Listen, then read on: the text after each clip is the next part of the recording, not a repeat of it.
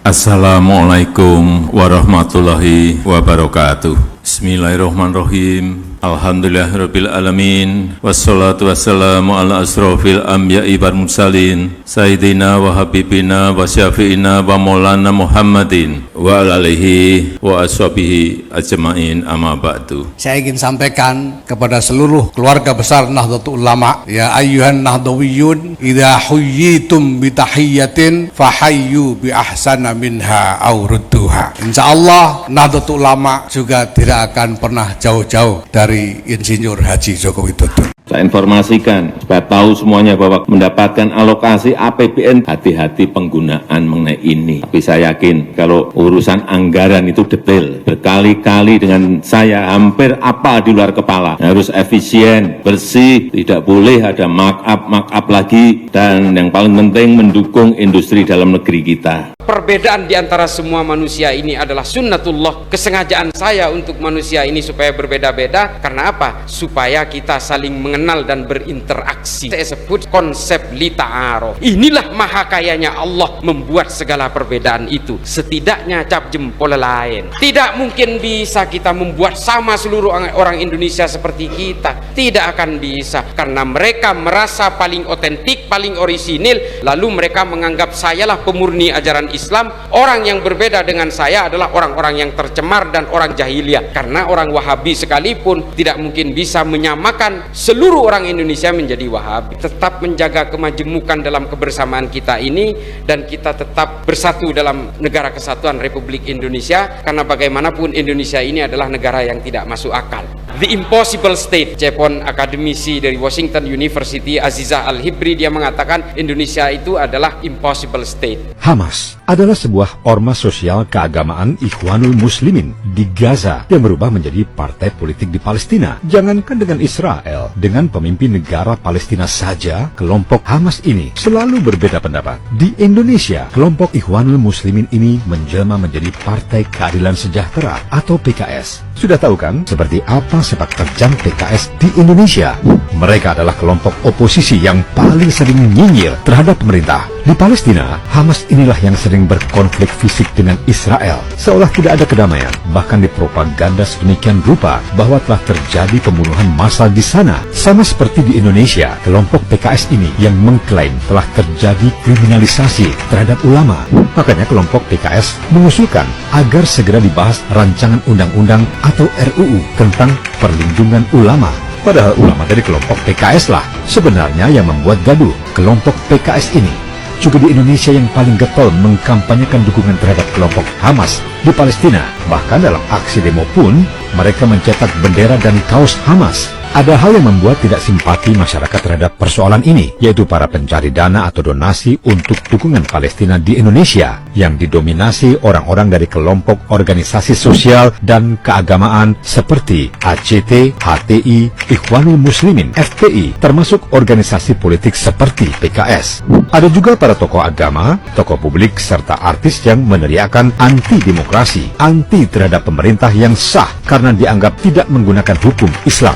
Dengan semangatnya, mereka mendukung penegakan khilafah atau negara Islam. Banyak kita jumpai di Indonesia, tiba-tiba ada artis mendadak hijrah dan tiba-tiba mendukung penegakan khilafah atau negara Islam. Padahal, faktanya dalam 3 hari saja, Palestina meluncurkan 1.500 roket ke wilayah Israel. Dari mana dan mereka dapatkan untuk membeli ribuan roket? Khawatirnya, penggalangan donasi untuk kelompok Hamas di Palestina justru digunakan untuk pembelian senjata yang justru akan memperburuk situasi, bukan digunakan untuk bantuan sosial. Berkaca seperti kasus di Suriah yang kini hancur. Ditambah lagi dengan seiring semakin banyaknya negara Arab yang berdamai dengan Israel saat warga Palestina terpecah secara politik, serta karena masalah ini tidak jadi agenda utama pemimpin Israel, sulit melihat bagaimana upaya menuju perdamaian dapat dibuat oleh kedua negara. Bagi kelompok Ikhwanul Muslimin, mereka berkeyakinan tidak dapat menjalankan ajaran agama dengan kafah kalau tidak berkuasa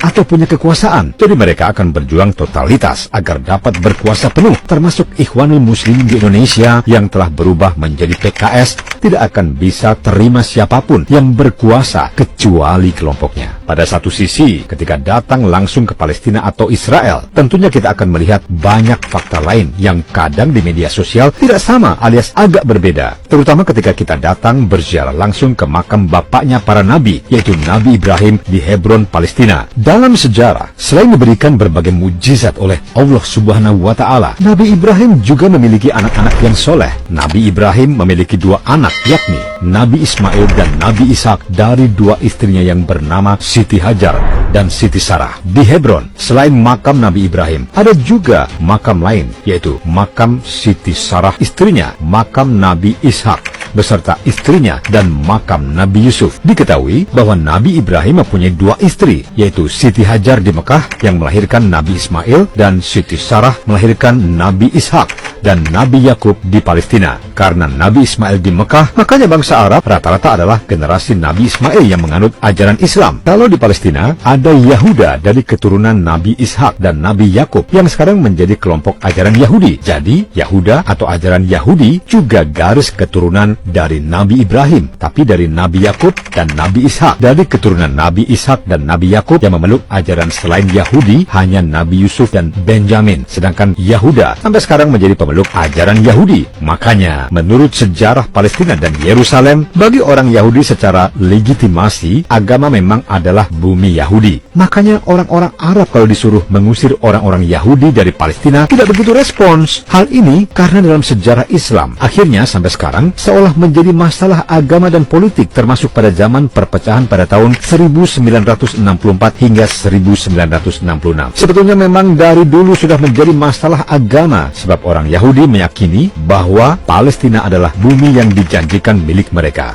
Makanya, atas nama kitab suci mereka berjuang mati-matian mempertahankan sampai sekarang ini. Makanya wajar bila sampai pun PBB tidak bisa mendamaikan konflik Palestina dan Israel, karena itu keyakinan kitab suci mereka masing-masing. Orang Yahudi yang hidupnya di luar negara Israel, seperti di Irlandia, Inggris, dan Amerika, itu orang kaya-kaya. Tapi mereka lebih senang tinggal di negara Israel karena dianggap bumi suci walaupun tidak pernah damai. Makanya, PBB menawarkan supaya Yerusalem menjadi kota bersama, kota internasional. Tapi kata orang Palestina, apa artinya merdeka tanpa Yerusalem? Orang Islam di Palestina juga mempunyai keyakinan bahwa Baitul Maqdis di Yerusalem. Jadi, percuma saja mereka merdeka tanpa Yerusalem, sebab umat Islam meyakini bahwa Nabi Muhammad pernah melaksanakan sholat di Yerusalem. Sebelum Mi'raj, termasuk Masjid Al-Aqsa adalah merupakan kiblat pertama umat Islam di dunia. Sedangkan berdasarkan keyakinan bagi umat Yahudi, Yerusalem itu adalah milik kakek nenek mereka.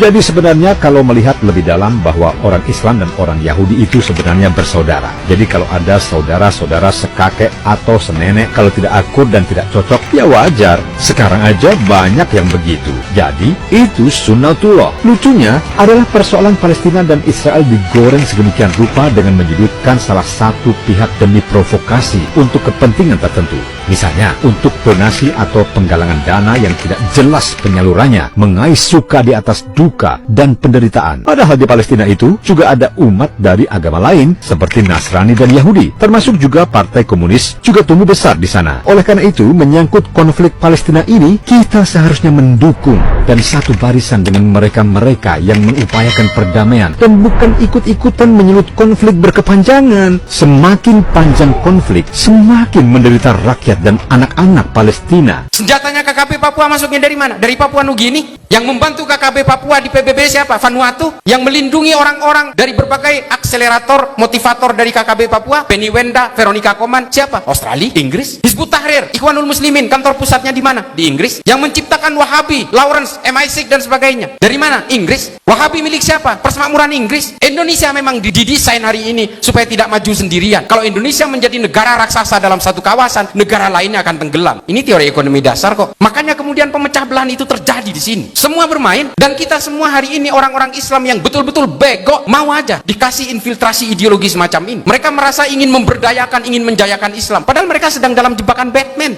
Ini yang harus kita pahami. Banyak buku-buku yang mengulas ini, termasuk Philip Hurihiti, silakan baca. Berbagai sejarah Misalnya History of Medieval India yang ditulis oleh Subramaniam, membahas tentang pergerakan-pergerakan teori politik mulai dari Afrika sampai ke Asia Tenggara hari ini, Asia Selatan dan sebagainya. Kita bisa adu literatur soal ini. Nah, makanya kemudian juga mereka mengharamkan maulid karena mereka tidak mau ada kerumunan masyarakat yang kemungkinan akan melakukan perlawanan terhadap kerajaan. Jadi semua fatwa dari ajaran-ajaran Salafi Wahabi ini adalah by order, sesuai pesanan.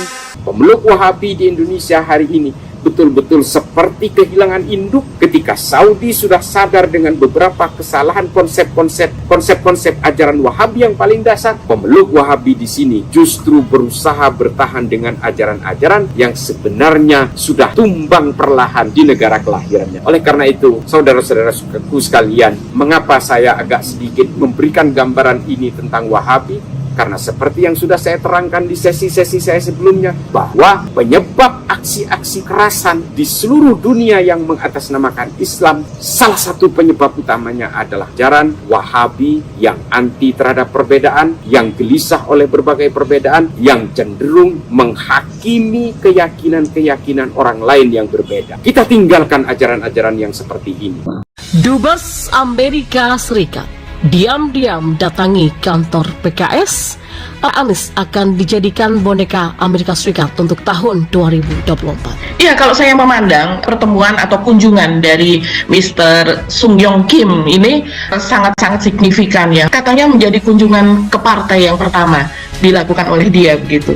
Dan kenapa dipilih PKS? Itu kan menjadi tanda tanya besar. Kita mengingat bahwa PKS selama ini digoreng oleh lawan politiknya itu sebagai partai, dalam tanda kurung itu adalah partai radikal, juga partai yang menjunjung identitas seperti itu, dan juga sebagai Islam yang garis keras seperti itu. Tapi kenapa malah justru Amerika mendatangi PKS? Jangankan negeri ini yang jelek-jelek, ya, Bapak jangan salah paham nih. Oh, ini pendukung pemerintah. Pemerintah itu begini dan datang. Tapi negeri ini tempat saya sujud, Pak. Kalau negeri ini tidak aman, kira-kira kita bisa ngaji nggak? Saya mau tanya sama Bapak. Jangan orang itu berpikir, oh, yang penting kita hancurkan, serang, buat kerusuhan, jihad. Loh, Bapak bisa lihat, loh, negeri yang dimana banyak teriak jihad, sekarang hasilnya apa? Hasilnya orang Islamnya murtad. Orang Islamnya baris panjang di depan kedutaan besar negara-negara Eropa, minta suaka politik. Anak kecilnya diangkat ke negara sana, tidak punya masa depan, bahkan tidak dididik secara Islam. Pemerintah itu boleh pergi dan datang, rezim itu boleh berganti, menteri itu bisa ada dan bisa tiada, tapi negeri ini harus ada, Pak.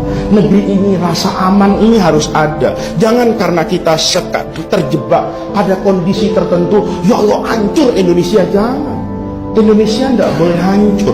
Yang hancur itu orang yang apa itu? Yang zalim, orang yang merusak. Terima kasih. Wassalamualaikum warahmatullahi wabarakatuh. Dengan tingkat kepuasan yang akan sampai 82,2%, banyak yang meyakini, analis politik satu suara mengatakan bahwa Jokowi adalah Kingmaker 2024. Merdeka! Tempat ini menjadi saksi bagaimana pidato Bung Karno selalu menggetarkan. Dedication of life disampaikan di sini, mengajarkan kita agar bisa mengabdi pada bangsa dan negara. Pak Jokowi mewujudkan itu. Infrastruktur yang hebat, IKN yang tidak hanya memindahkan tempat dan ibu kota, tapi membuka mindset, merubah mindset untuk menjadi negara maju, termasuk hilirisasi industri yang akhirnya kita diperhitungkan oleh dunia. Hari ini kita meneguhkan hati, bekerja keras dengan api semangat yang tak pernah padam, menangkan PDI Perjuangan dan calon presiden PDI Perjuangan Ganjar Pranowo. Siap! Siap! Seperti Mbak Puan tadi sampaikan, itu juga Bapak Ibu yang mesti kita pertahankan, kita lanjutkan. Namun itu tidak bisa terlaksana kalau kita tidak menang hat-trick besok pagi. Bapak Ibu, itu tidak akan terwujud kalau kita tidak kompak. Maka pesan Bu Mega kepada kita semuanya, agar kita bisa bersatu, kita berdiri seteguh karang yang tetap tegar dalam gempuran-gempuran ombak sekeras apapun. 2013 lalu, pemilihan Gubernur Jawa Tengah, PDI Perjuangan dan Ganjar Pranowo memenangkan itu. Dan itu di bawah pimpinan Mbak Puan. Insya Allah kita akan mengulang kembali di 2024 insya Allah. Mohon doanya. Merdeka!